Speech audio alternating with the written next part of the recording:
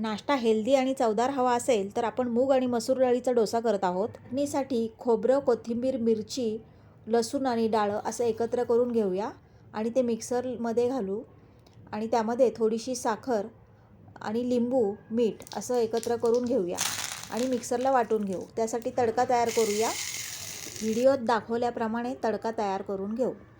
इथे मी मूग आणि मसूर 2 तास भिजत घातली होती.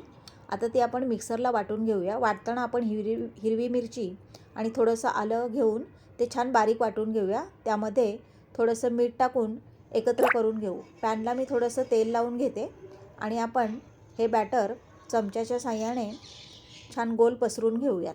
झटपट, पौष्टिक आणि चवीला एकदम भारी असा हा मसूर आणि मूग डाळीचा डोसा, हाय प्रोटीन डोसा तुम्ही नक्की करून बघा. आता मी त्यामध्ये थोडंसं तेल लावून घेते. त्याला छान असा गोल्डन रंग येतोपर्यंत आपण छान तो करून घेऊ. साधी, सोपी आणि झटपट होणारी ही रेसिपी आहे. आवडल्यास नक्कीच पूर्वाच किचनला फॉलो करा.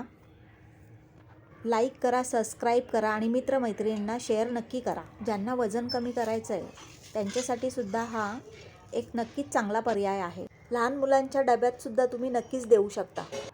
आणि हा डोसा तयार आहे. या नारळाच्या चटणीबरोबर तर खूपच छान लागतो.